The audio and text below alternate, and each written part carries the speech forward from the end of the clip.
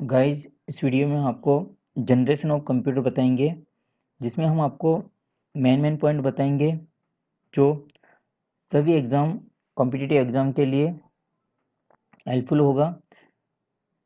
इसमें हमने जो लिया है वो एग्ज़ाम में जो पूछे हुए क्वेश्चन और उससे रिलेटेड जो जानकारी है उसे ही हमने हमारी जो पीपीटी बनाई है उसमें लिया है।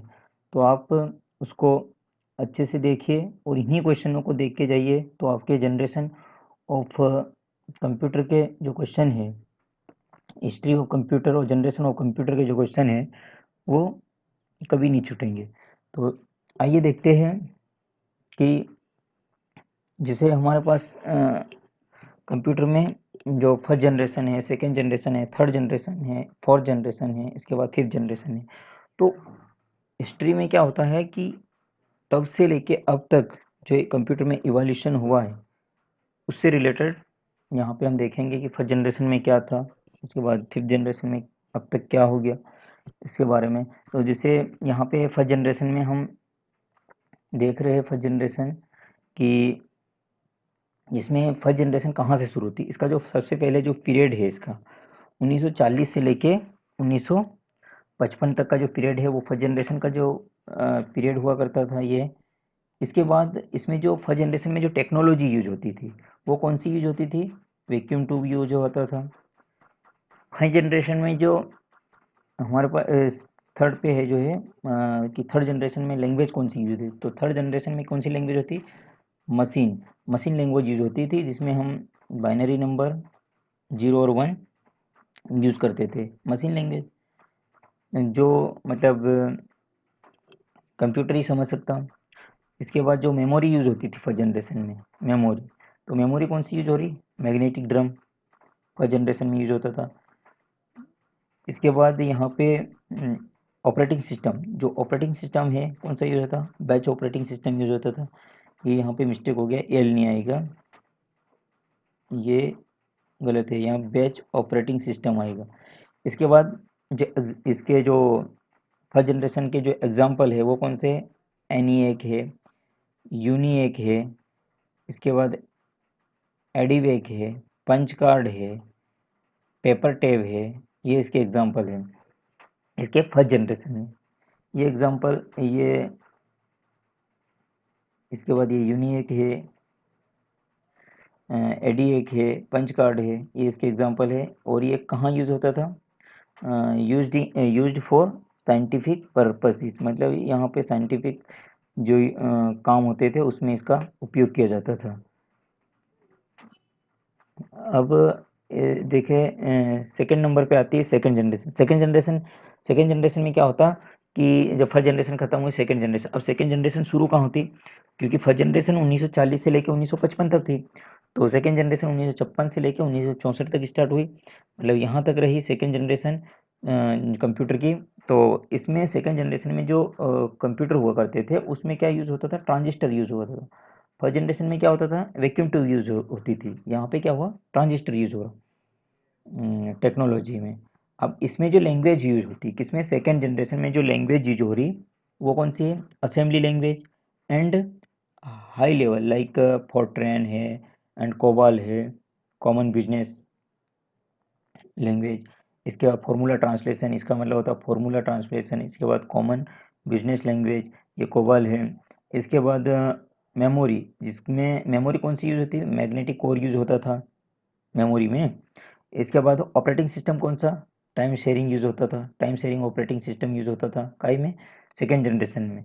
एग्जाम्पल इसके जो सेकेंड जनरेशन के कौन से, IBM 1401 इसका एग्जाम्पल है। इसके बाद यूनिएक, यूनिएक 1108 मतलब 1108। इसके बाद हनीवेल 2000 मतलब 200, हनीवेल 200। इसके बाद इसकी जो सेकंड जनरेशन, इसका यूज़ कहाँ होता था, ये जो सेकंड जनरेशन में जैसे कोबोल वगैरह जो लैंग्वेज है, ज़्यादातर ये जो सेकंड जनरेशन में कॉमर्शियल पर्पसेस में, जैसे बिजनेस वगैरह में इस सेकंड जनरेशन के जो कंप्यूटर होते थे वो यूज़ होने लगे। जैसे ये हमारे पास फर्स्ट जनरेशन में जो कंप्यूटर हुआ करते बहुत बड़े बड़े हुआ करते थे, पूरा एक रूम कवर कर लेते थे। ये हमारे पास फर्स्ट जनरेशन के कंप्यूटर है, जिसमें वैक्यूम ट्यूब वगैरह लगी हुई थी। मतलब बहुत बड़े कंप्यूटर, स्पेशल एक रूम देना, और उसमें ये भी रहता था कि उस कंप्यूटर को उसका टेम्परेचर भी मेंटेन करके रखना पड़ता था। सेकेंड जनरेशन के जो कंप्यूटर हुआ करते, ये बहुत छोटे कंप्यूटर आ गए थे मतलब, और इन कंप्यूटरों का यूज बिजनेस पर्पसेस में, मतलब बिजनेस के उद्देश्य से यूज़ करने लगे इसको। कोबोल वगैरह है, कोबोल लैंग्वेज इसमें, ये हाई लेवल लैंग्वेज इसमें, इस जो कंप्यूटर बने इसमें कोबोल लैंग्वेज यूज होने लग गई थी। तो इसमें ट्रांजिस्टर यूज होने लग गए थे। मेमोरी की जगह इसमें मैग्नेटिक कोर यूज हुआ करता था। अब जो थर्ड जनरेशन है, थर्ड जनरेशन की जो कंप्यूटर है, इसका तो पीरियड है, क्योंकि सेकेंड जनरेशन हमारा शुरू हुआ था 1956 से लेकर 1964 तक। तो अब ये थर्ड जनरेशन कहाँ से शुरू हुआ, 1965, मतलब 1965 से लेके 1970 तक सेकेंड, मतलब थर्ड जनरेशन का जो पीरियड था, मतलब उसका समय काल। अब टेक्नोलॉजी, उसमें जो टेक्नोलॉजी का मतलब होता है कि उसमें अ, क्या यूज हो रहा था टेक्नोलॉजी के रूप में, इंटीग्रेटेड सर्किट्स, आईसी यूज होने लग गया थर्ड जनरेशन में, चिप। अब लैंग्वेज लैंग्वेज के रूप में इसमें हाई लेवल लैंग्वेज यूज होने लग गई, जैसे लोगो, पास्कल, ये लैंग्वेज यूज होने लगे। इसमें जो ऑपरेटिंग सिस्टम यूज होने लगा, कौन सा, multi programming, multi programming use होने लगी। एग्जाम्पल इसमें IBM सिस्टम,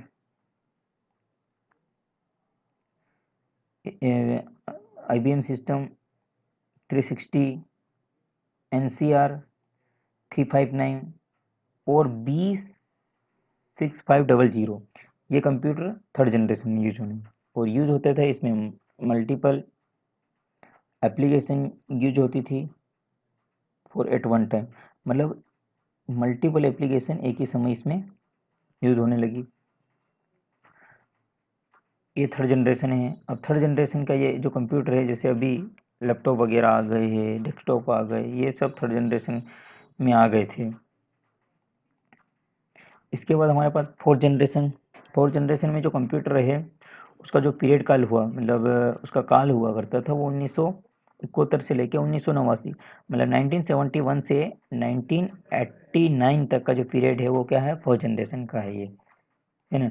इसमें जो टेक्नोलॉजी यूज हुई, silicon chip, large scale integration, LSI, large scale integration, और वेरी लार्ज स्केल इंटीग्रेशन इसमें यूज होना शुरू हुआ।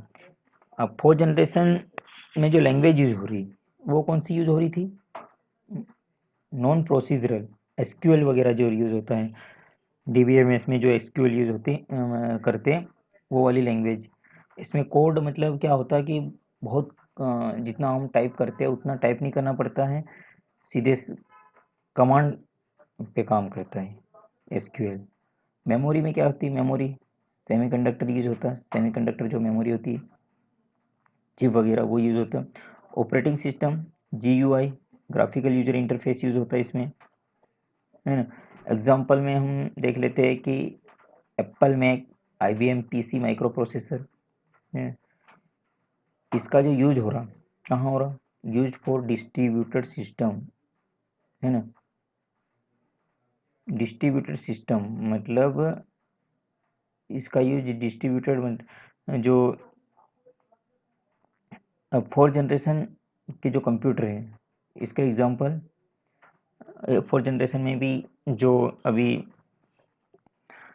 उसमें जो प्रोसेसिंग स्पीड बहुत अच्छी है, वो कंप्यूटर, इसमें भी लैपटॉप वगैरह सब कुछ आ जाते हैं। इसके बाद डेस्कटॉप आ गए, ये सारे फोर्थ जनरेशन के कंप्यूटर हैं।